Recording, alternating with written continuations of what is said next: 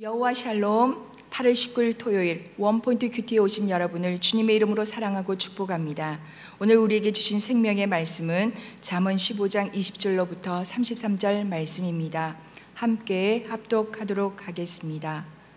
지혜로운 아들은 아비를 즐겁게 하여도 미련한 자는 어미를 업신여기느니라.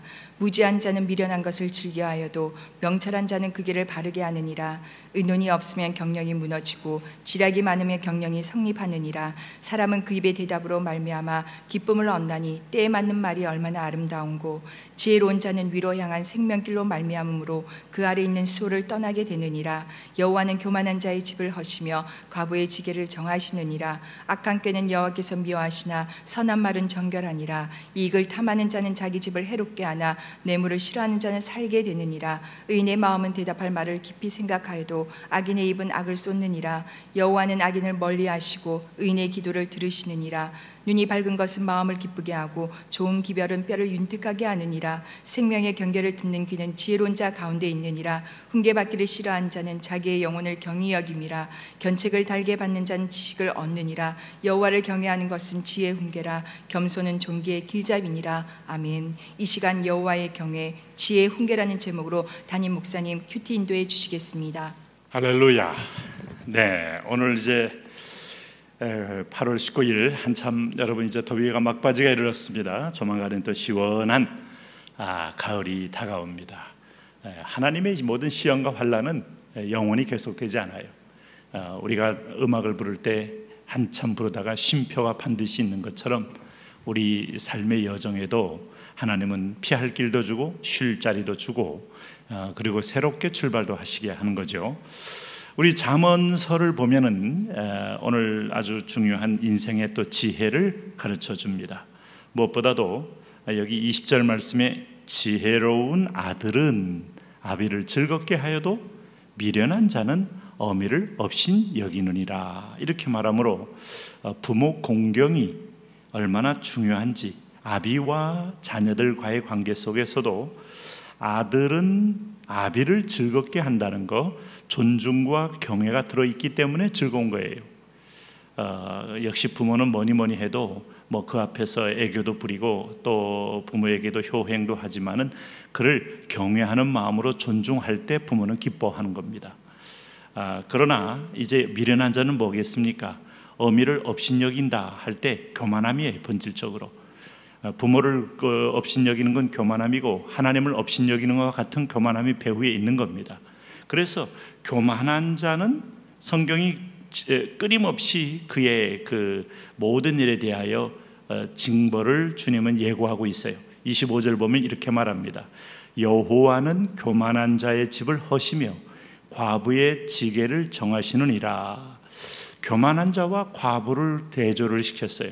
교만한 자는 아무리 자기 집을 세우고 자기의 물질의 탑을 쌓고 그리고 땅을 사서 지경을 넓히려고 해도 결국 집을 허물게 하는 분은 여호와시다. 교만의 탑은 바벨탑처럼 일거에 무너질 수 있다 하는 거예요. 우리가 교만은 허망하게 하나님 없이 제로 행진이라는 걸 잊지 마셔야 돼요. 제일 먼저 1이라는 숫자를 놓고 0을 곱하면 그게 기계학습적으로 증가하게 되지만은 1이 없는 상태에서 모든 제로의 행진은 아무것도 없는, 오늘 이 잠언서를 기록한 솔로몬의 고백처럼 헛되고 헛되니 모든 것이 헛되도다 하는 고백을 할 수밖에 없어요. 그러나 여기 과부의 얘기는 하나님이 그 과부는 힘으로는 자기의 지게도 지킬 수도 없어요. 지게표를 세워놓은들 강자가 와서 빼앗고 침탈해서 과부의 유산을 모두 쓸어갈 수밖에 없어요. 그럴 때 하나님이 특별 보호하신다. 그래, 하나님께서는 세상의 힘으로만 움직이게 하지 아니하시고 하나님의 보호의 손길로 세상에 하나님의 공의의 균형을 맞추신다 하는 겁니다. 자, 우리는 여기서 그래서 교만한 자와 겸손한 자의 모습은 이 잠언서의 지혜의 맥이다 이렇게 말할 수 있겠어요. 오늘 교만한 자의 또 다른 특징은 31절에 있습니다. 뭐라고 말합니까? 생명의 경계를 듣는 귀는 지혜로운 자 가운데 있느니라. 그러면 생명의 경계, 살고 죽는 것에 대한 중요한 교훈을 들을 귀 있는 자는 겸손한 자입니다. 자기 경험, 자기 생각, 건강도 여러 가지 조언이 많이 있죠. 그러나 자기의 경험만을 믿고 있을 때 그건 자칫하면 고집으로 인하여 오히려 병을 악화시킬 수 있고, 또 인생의 경영 문제에도 자기 고집으로 하다가 무너진 사람 얼마나 많습니까? 이게 다 교만 때문에 오는 거예요. 그래서 32절 보세요. 훈계받기를 싫어하는 자는 자기 영혼을 경히 여김이라. 훈계를 받는다는 거, 오늘 대적이 훈계를 하든 부모가 잔소리를 하든 아니면 친구가 질시가 나서 말을 하든 내게 약으로 내가 삼으면 돼요. 나를 위해서 내가 이렇게 보이는구나, 이렇게 비추는구나, 이렇게 하면 또 저 사람이 또 매우 마음에 불편하구나, 아니면 질투를 유발하는구나, 아니면 저 사람 볼 때는 참 꼴 사납구나, 아니면 진짜 나를 사랑해서 권면해 주는구나, 분별해 가면서 이 훈계를 달게 받을 때 내게 정말 겸손한 자리에 떠나지 않는 은혜가 있기에, 겸손한 자는 왜 그렇습니까? 하나님이 은혜를 주는 자리이기 때문이에요. 그러니까 겸손을 떠나면 은혜도 떠나고, 겸손을 떠나면 하나님의 임재도 떠나는 겁니다. 그러므로 견책을 달게 받는 자는 지식을 얻느니라.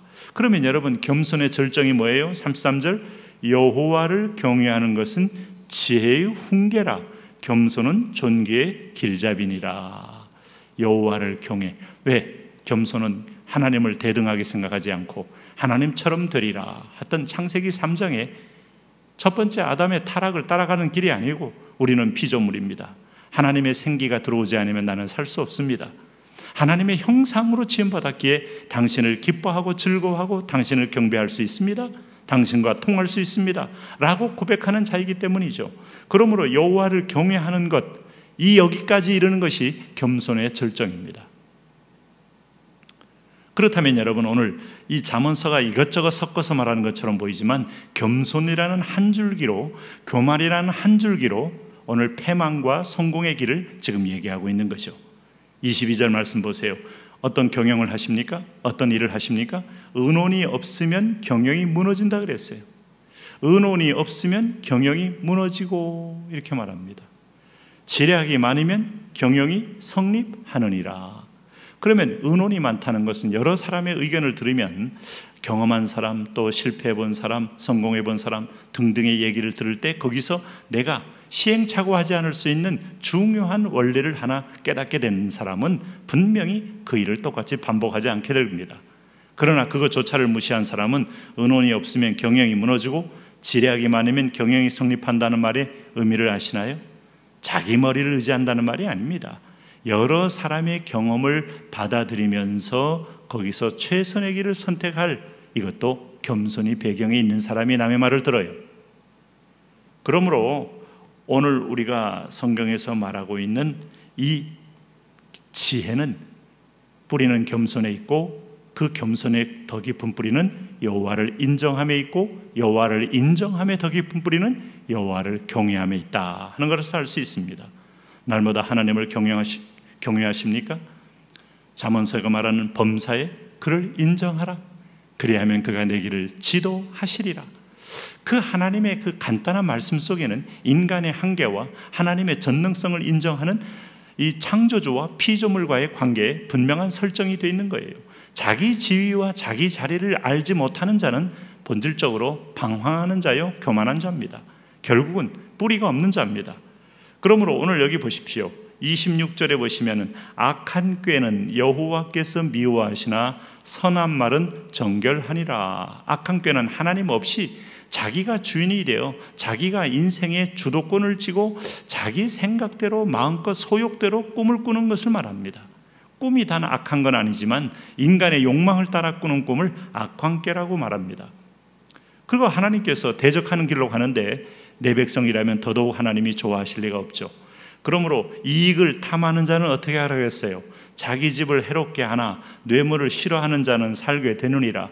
욕심을 따라 하나님의 계획과 하나님의 관리와 경영의 하나님 주권을 전혀 인정하지 않으니까 뇌물을 탐하는 거죠. 그래서 순간의 이익만을 추구하다 보니 더 큰 걸 잃게 된다. 결국은 뭐라고 말했습니까? 오늘 교만한 자는 자기 집을 헌다. 자기 집을 해롭게 하나 뇌물을 싫어하는 자, 결국은 그 자가 집을 세운다 하는 것을 알 수 있습니다. 그러므로 우리는 오늘 하나님을 경외하는 의인이 되셔야 합니다.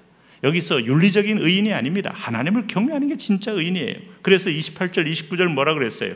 자, 의인의 마음은 대답할 말을 깊이 생각하여도 악인의 입은 악을 쏟느니라. 여호와는 악인을 멀리하시고 의인의 기도를 들으시느니라. 비록 지금 과부처럼 내 힘이 아니라 하나님의 도움이 필요한 사회적 약자일지라도 그것 때문에 더욱 자기의 한계를 인정하고 여호와께 구하면 그는 의인이 되는 거예요. 부요하지만 이 부요는 내 힘이 아니라 하나님의 도움 때문에 왔다고 인정하고 부요를 안고 끊임없이 하나님의 긍휼을 구하는 자는 들으심을 받는 겁니다. 높은 관직에 있지만 이것도 하나님이 내게 허락한 이때를 위하는 소명인 줄로 알고 이것을 자기의 소욕으로 삼지 않고 하나님의 비전으로 삼는 의인은 하나님이 그 기도를 들으시는 거예요. 아무리 가난해도 가난이 조상 탓이요, 오늘 남편 탓이요, 아내 탓이요, 자녀 탓이요, 이런 악한 자의 기도는 가난한 가운데도 하나님이 결코 기도를 들으실 수 없는 거예요. 본질적인 여호와의 경외함이 오늘 깊어져서 하나님의 응답과 소통의 주인공 되시기를 바랍니다. 하나님, 그런 하나님과의 이 땅에 거룩한 주인공 되는 축복 날마다 있게 하여 주옵소서. 예수님 이름으로 기도합니다. 아멘.